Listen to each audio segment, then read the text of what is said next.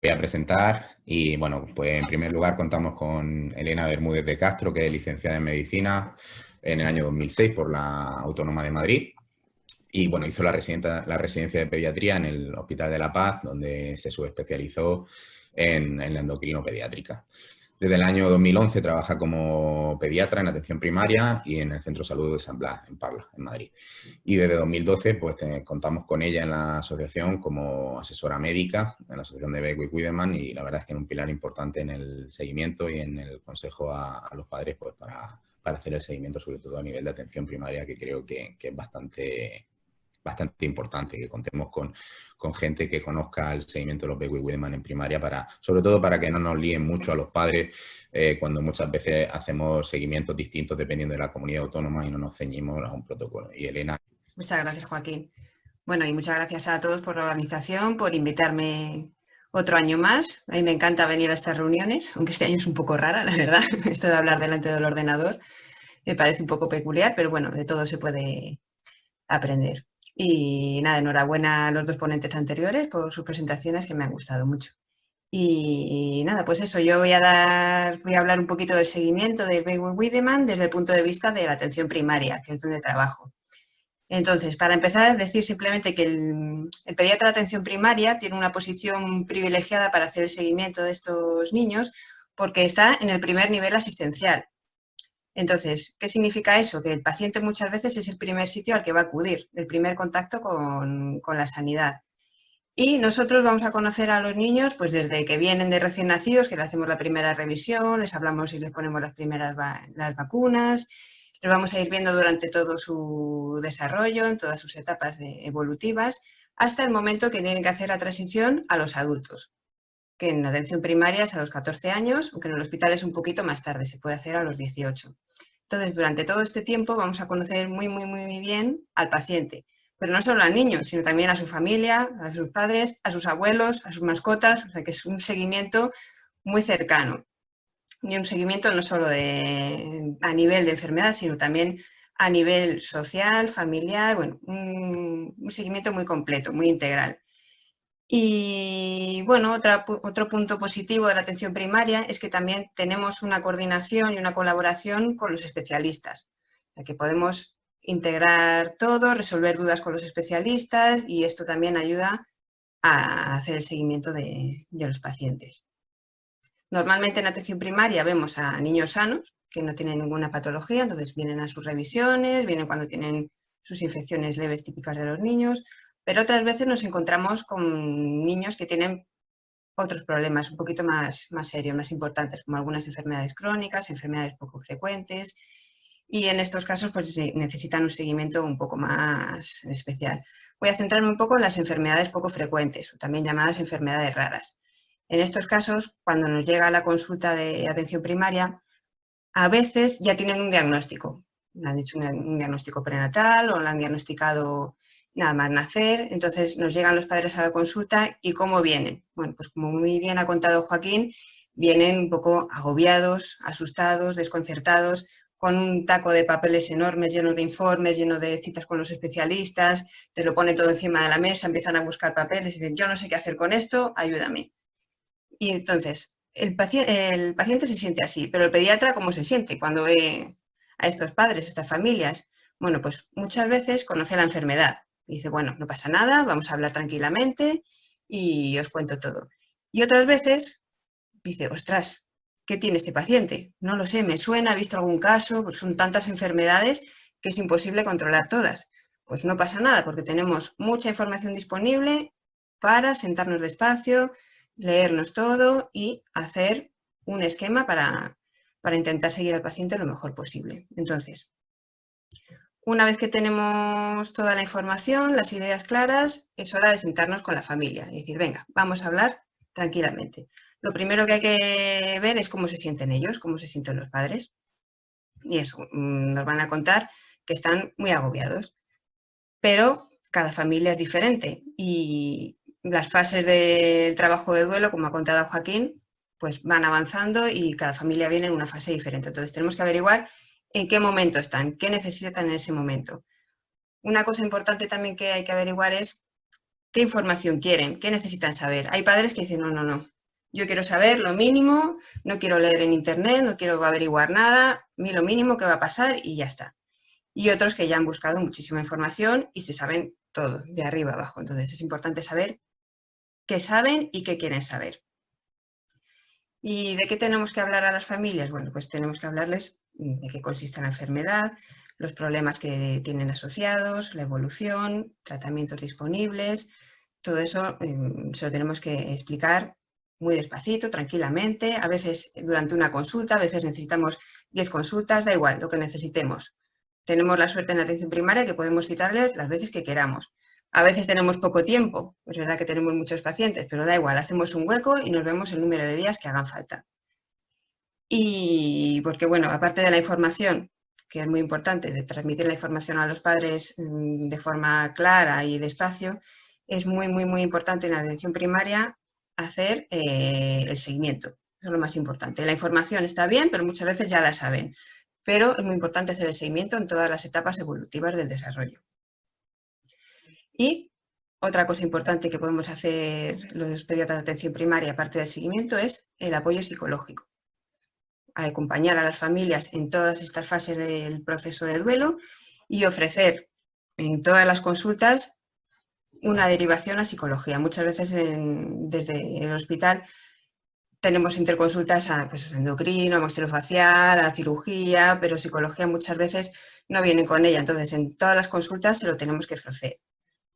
Muchas veces no quieren los pacientes, dicen, no, no, esto yo lo puedo resolver solo, lo voy a conseguir, pero que no quieran al principio no quiere decir que no lo vayan a necesitar a lo largo de la evolución. Y bueno, una vez hecha esta introducción, voy a hablar un poquito más específicamente del seguimiento del Baby Wiedemann. Voy a compartir, me he hecho caso a Joaquín de la presentación, entonces simplemente voy a compartir la tabla del seguimiento para atención primaria, que a ver si sé hacerlo. Aquí. ¿Lo veis, verdad? Vale, pues esta tablita la hice yo, pues bueno, leyendo un poquito toda la información del Baby Wiedemann que había en la literatura, la he ido actualizando poco a poco y esta última actualización la hice con el consenso internacional que se publicó en 2018. Entonces, nos ayuda mucho a los pediatras de atención primaria para que no se nos escape nada, para tener bien controlado qué necesita el paciente en cada momento, en cada etapa de su vida, en qué consultas del hospital están siguiendo, qué necesita, si necesita derivar a algún sitio más. Y bueno, para empezar, lo que hay que hacer en primer lugar cuando nos viene el paciente es ver a ver cómo ha ido todo el embarazo. Hablaremos del embarazo, de cómo se ha producido, si ha sido espontáneo, si ha sido por fecundación in vitro, cómo ha sido el control del embarazo, las ecografías que se ha visto, cómo ha ido cogiendo el peso, qué alteraciones ha tenido, cómo ha sido el parto, si ha habido complicaciones. Entonces, es importante, como ya sabéis, que el control del embarazo se haga en un centro de referencia especializado en este síndrome, que tenga más casos, y eso facilita mucho el tratamiento y el seguimiento posterior. Entonces, al principio vamos a ver en qué consultas está siguiendo el niño. Pues seguramente venga con el volante de la consulta de endocrinología, que es a nivel hospitalario el médico que normalmente hace de coordinador. También tendrá consulta en cirugía maxilofacial, que le va a seguir la macroglosia. En cirugía general seguramente le lleven el onfalocele. Elena, perdona, me estás diciendo por el chat que si podrías aumentar un poquito el tamaño de la tabla. Sí, a ver si le puedo poner en presentación. ¿Se ve bien? Vale. Pues nada, más consultas con las que suelen venir los pacientes, pues consulta de neurología, les habrán hecho al nacer seguramente una ecografía cerebral y luego les darán otra cita para seguimiento. En cardiología también, al nacer les habrán hecho una ecocardiografía, a lo mejor una radiografía y tendrán que volver a la consulta para revisión. Y bueno, también les tenemos que ofrecer la posibilidad o preguntarles si han contactado ya con la asociación de familiares y si no lo han hecho, pues ofrecerle la posibilidad. No todas las familias quieren en primer lugar contactar con las asociaciones, eso a veces les agobia, Pero bueno, les podemos dar la posibilidad y decirles que a largo plazo seguramente les sirva de ayuda. Y bueno, en el cuadro pues podemos ver qué tenemos que ir haciendo durante todo el desarrollo.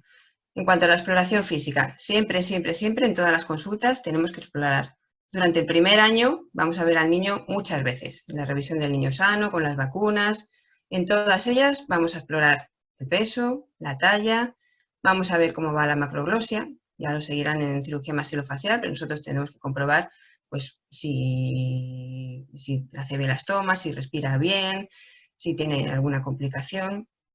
Bueno, mira, palparemos bien el abdomen, buscando posibles masas. Eso el primer año de vida. Revisiones y exploraciones muy frecuentes. Entre 1 y 4 años tenemos que seguir haciendo exploraciones. Idealmente sería cada 3 meses. Lo mismo, el peso y la talla, la macroglosia y las dismetrías. Importante, tenemos que ir viendo si hay asimetrías entre un lado y otro, si hay alguna región del cuerpo que está creciendo más de lo normal. Sobre todo tenemos que prestar atención a las piernas. A partir del año empiezan a caminar y una dismetría podría causar problemas en la marcha. Entonces tenemos que ver si una pierna es más larga que otra. Bueno. Entre los 4 y los 10 años ya las exploraciones se pueden espaciar un poquito. Con explorar una vez al año, según el protocolo, sería suficiente. Realmente lo vamos a ver mucho más, porque van a venir cuando tengan catarros, cuando tengan alguna infección leve típica de los niños. Entonces aprovecharemos cualquier visita para hacer una exploración completa. Lo mismo, el peso, la talla, si hay dismetrías, palparemos el abdomen despacito. Y luego, a partir de los 10 años y durante la adolescencia, pues lo mismo, las revisiones deberían ser anuales, una exploración anual, y viendo lo mismo, el peso, la talla, el abdomen.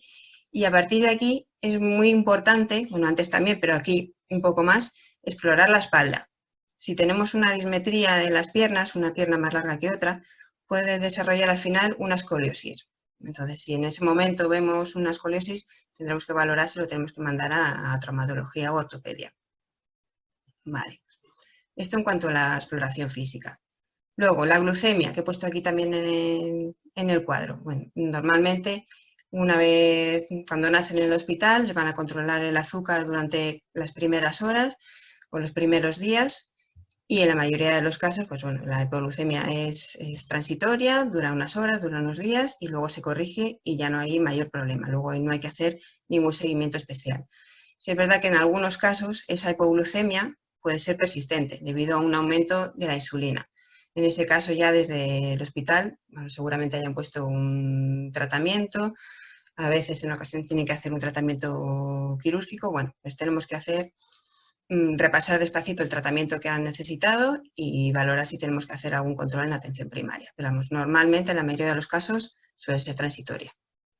En cuanto al desarrollo psicomotor, que es la siguiente columna, lo mismo. Durante el primer año lo tenemos que valorar siempre, aprovechando cada visita del paciente. Es decir, cuando desarrollo psicomotor se refiere a cuando empieza a sujetar la cabeza, cuando empieza a reír, cuando empieza a sentarse, cuando empieza a caminar. Todo eso lo tenemos que ir evaluando en cada consulta. Si en algún momento vemos que hay algún problema, tendremos que valorar si lo mandamos a neurología, si es que no está ya seguido por este servicio, o a estimulación precoz, atención temprana. En atención temprana lo que van a hacer es ayudar a mejorar ese aspecto del desarrollo psicomotor que puede ir un poco por detrás de que un niño normal. O sea, por ejemplo, si un niño le está costando más empezar a andar, pues se van a centrar en ese aspecto y le van a ayudar a aprender a caminar. O sea, simplemente la atención temprana o estimulación precoz se refiere a eso. Más adelante, entre el 1 y los 4 años, ¿qué tenemos que valorar en el desarrollo psicomotor? Principalmente el lenguaje. La macroglosia puede dar problemas a la hora de pronunciar. Si vemos que hay alguna alteración en este sentido, tendremos que valorar si el paciente necesita un apoyo por logopedia. Entre los 4 y los 10 años, lo mismo. El lenguaje se tiene que valorar siempre y a partir de los 10 años y durante la adolescencia lo mismo, aunque ya los problemas ya no son tan marcados. Y bueno, en la siguiente columna pongo el soporte educacional y psicológico, lo que comentaba antes. En cada consulta Tendremos que preguntar a los padres cómo están, cómo lo llevan, tendremos que averiguar en qué fase del duelo están, cómo lo están adaptando. Indagaremos sobre su soporte social, la ayuda que tiene, y eso, en cada consulta tendremos que preguntarles si necesitan algo más, qué podemos hacer de atención primaria para ayudarles, si necesitamos derivar psicología o buscar algún apoyo que puedan necesitar en cada momento. Bueno, la siguiente columna, aquí ya empezamos a entrar en las controversias. Ecografía abdominal, seguimiento para el despistaje de tumores, eso es lo que más nos preocupa. ¿Qué tenemos que hacer? Bueno, pues lo que dice el consenso internacional, pues es que tenemos que hacer ecografías abdominales una vez cada 3 meses desde el nacimiento hasta los 7 años, en todos los casos, menos en los que tienen alteración de IC2, que son los que tienen menos riesgo tumoral. En estos tendremos que pedir la ecografía sí o no, dependiendo de cómo vaya la clínica. Por ejemplo, si vemos un niño con un IC2, pero tiene una diferencia de crecimiento de un lado y otro llamativa, o tiene organomegalias importantes, a lo mejor tenemos que hacer la ecografía. Si no, en principio, no tenemos que pedirla.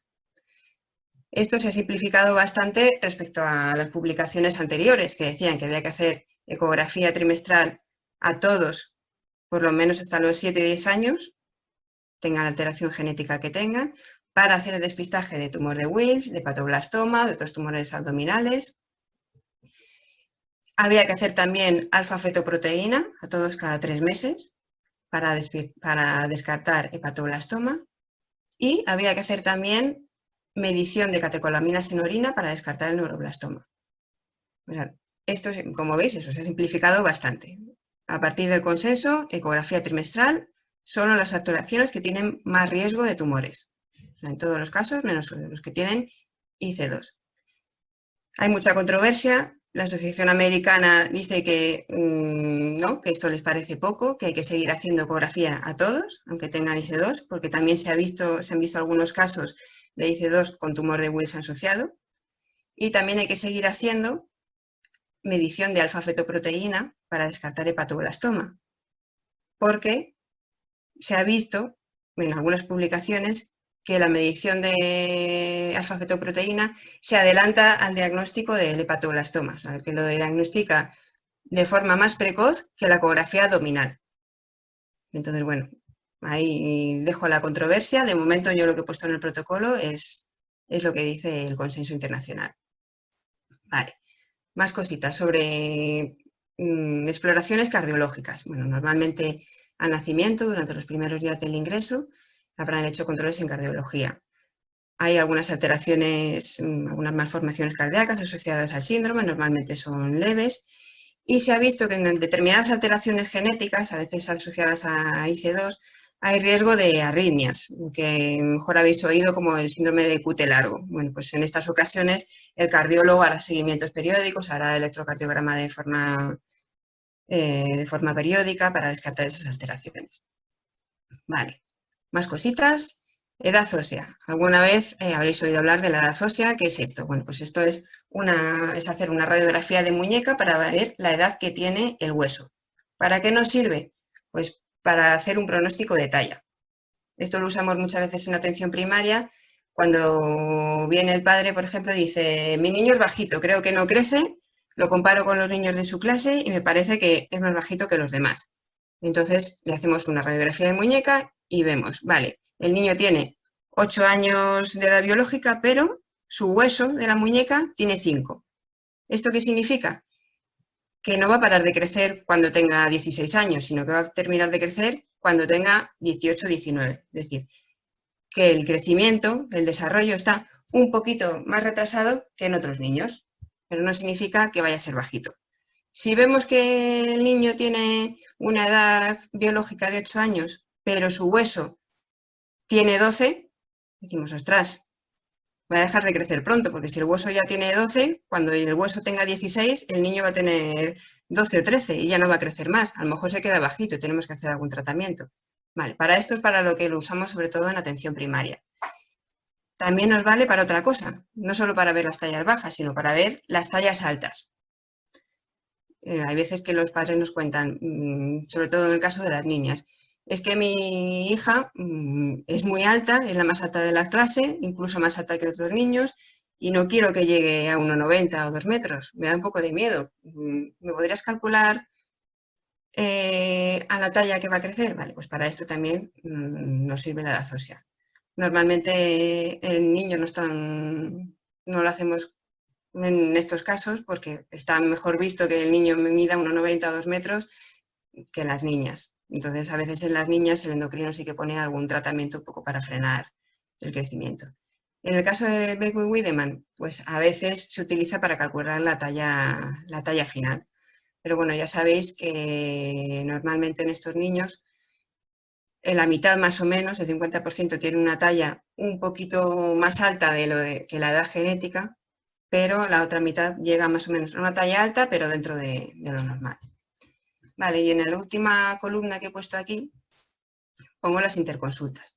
En todas las revisiones del niño, cada vez que lo veamos, tenemos que repasar a las consultas del hospital a las que está yendo, que no se nos escape ninguna, ver que no haya perdido el seguimiento en ninguna y ver si necesita alguna más. Por ejemplo, he puesto en negrita que tenemos que tener siempre presente si necesita estimulación precoz, porque hay algún aspecto del desarrollo psicomotor que se nos esté quedando un poco atrás, si necesita traumatología o ortopedia, sobre todo por las alteraciones de la marcha debidas a la dismetría o la escoliosis.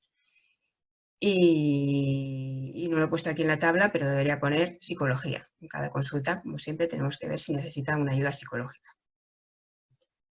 Vale, pues nada. Y lo último, que de esto tampoco había hablado en otras sesiones, he puesto aquí abajo transición pediatría médico de familia.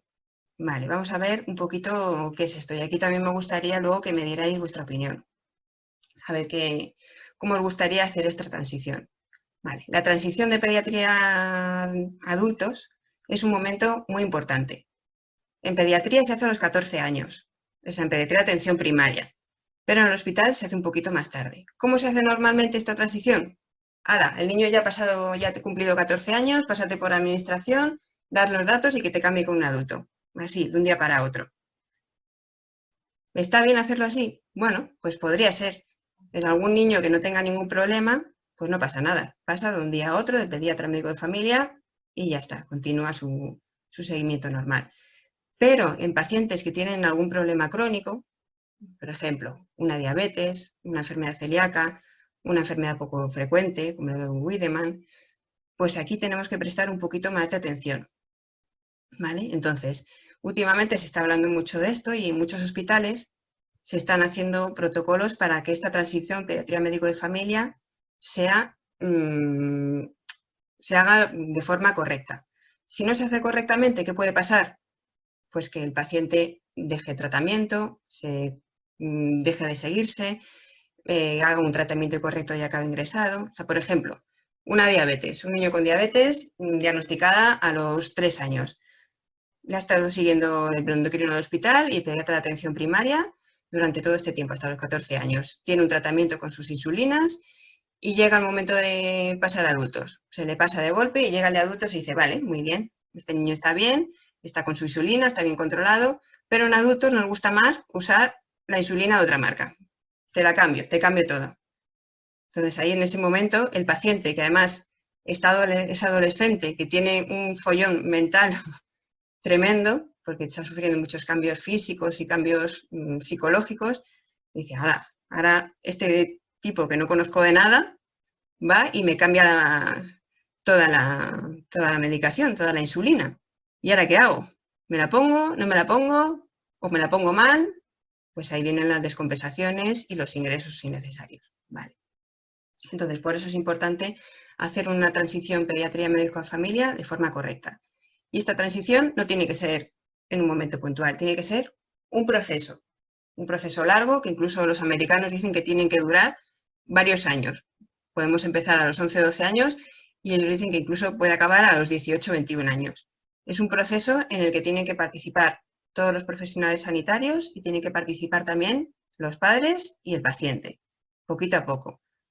En las primeras fases del proceso tenemos que ir informando a los padres y al paciente de que vamos a cambiar, dentro de un tiempo vamos a cambiar de médico, vamos a pasar al servicio de adultos, hay que ir valorando la capacidad que tiene el niño para el paciente para manejar su propio tratamiento, es decir, la independencia que tiene, la madurez, para tomar decisiones sobre su salud, y en el momento en que todos estén preparados, médicos, pacientes y padres, hacer el cambio, ¿vale? Entonces, hay varios hospitales ya, aquí en España también, que tienen protocolos. En otros países se ha puesto muy de moda, por ejemplo, en Estados Unidos, en Argentina. En atención primaria ahora no hay nada, no hay ningún protocolo. El cambio se hace de forma brusca y ya está, lo que decía antes. Te pasas por la administración con tu DNI, tu tarjeta sanitaria y te cambias. Y adiós, y yo no te vuelvo a ver. Para los padres esto puede ser un poco traumático. Yo conozco al pediatra de toda la vida y ahora de repente me cambio a otro médico que seguramente lo haga muy bien, pero no me conoce, no conoce al niño, no conoce a la familia y eso le supone mucho agobio. Entonces lo ideal sería hacer esto, esta transición en forma de proceso, con varias fases, en la que participemos todos los profesionales y, por ejemplo, estaría bien, pues antes de hacer el cambio, que el pediatra se reuniera con el médico de familia y hablar un poco del paciente y de sus necesidades. Es verdad que está todo escrito en la historia clínica y que todos los médicos lo pueden ver, pero no es lo mismo verlo escrito que quedar un día, hacer una reunión y hablar del paciente.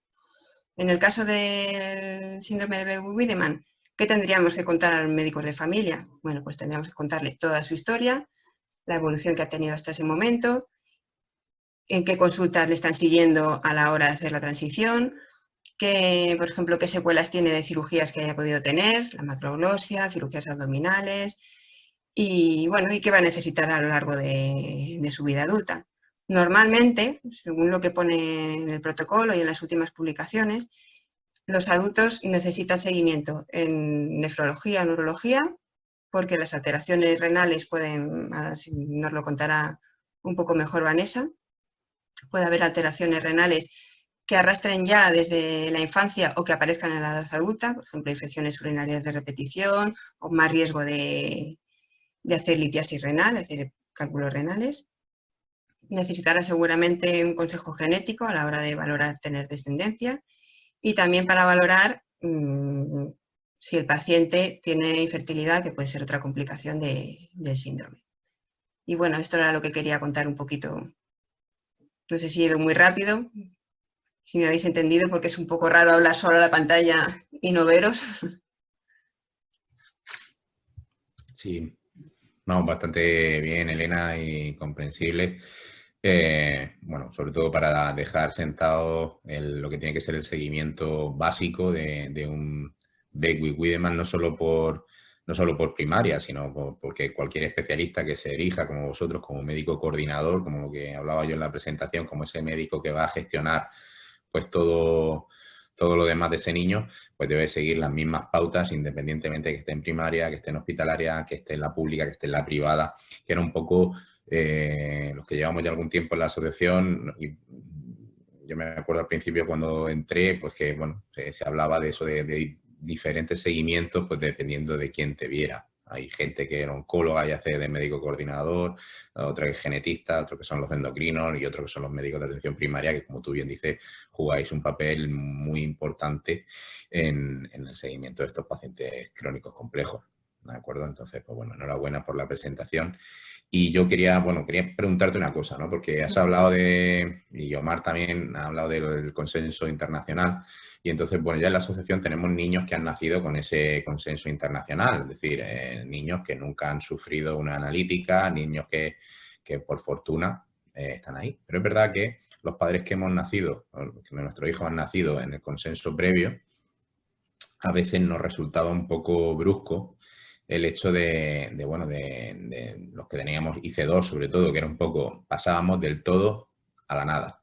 Es decir, pasábamos bueno, me tienes que pinchar hasta X años en una analítica cada 3 meses, con ecografía, con todo, y de repente sale el consenso internacional y nos dice, machote, tienen un IC2, el riesgo igual que la población y ya no te van a hacer nada. Es decir, ya seguimiento clínico y punto. ¿Se podría valorar en esos padres que tienen cierta ansiedad lógicamente, porque lo que nos jugamos básicamente es la presencia de un tumor en nuestros hijos, el seguir, aunque no esté indicado, el seguir realizando, como bien dice la Academia Americana de Pediatría, aunque ellos son un poquito más agresivos, aunque sea solo una ecografía, si no trimestral, pues semestral.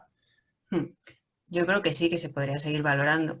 Incluso si no se puede pedir desde el hospital, muchas veces la podemos pedir desde atención primaria. O sea que en algún momento si tenemos eso, pues dudas o agobio, yo creo que la podríamos seguir pidiendo. Incluso en muchos centros de atención primaria se están haciendo ya ecografías. Hay médicos que se están formando, que se están especializando en hacer ecografías. Y la verdad que lo hacen muy bien y para todos, pues vamos, es un gran avance porque a veces teníamos retrasos en las ecografías de un año, teníamos listas de espera de un año. Sí. Entonces, no es lo mismo esperar un año que decir, venga, vamos a pasar a la sala al lado y te hago la ecografía en un momento. O sea que Vale. en eso hemos avanzado y yo creo que podríamos seguir haciéndolo. Vale. Y una cosa también muy interesante que has dicho es que a veces pues, es necesario el pararse un momento y preguntarle a los padres cómo estáis. ¿De acuerdo? Por lo que has hablado de la interconsulta de psicología, que a veces le echamos un poco en falta eso, que alguien se preocupe por nosotros, porque ya nos preocupamos nosotros a tope por nuestro hijo, pero nadie se preocupa por nosotros. Entonces, pues da gusto cuando alguien de repente te pone la mano ahí en el hombro y te dice, venga, cuéntame, ¿cómo estás? ¿Cómo te sientes? ¿No? Y lo puedes expresar y así vosotros también identificáis problemas que nos pueden estar pasando a padres o estancamiento en esas fases del duelo que hemos hablado antes. Pues nada, muchísimas gracias, Elena. Creo que no hay ninguna pregunta y yo creo que pues llegamos a la última ponente, que no por ello menos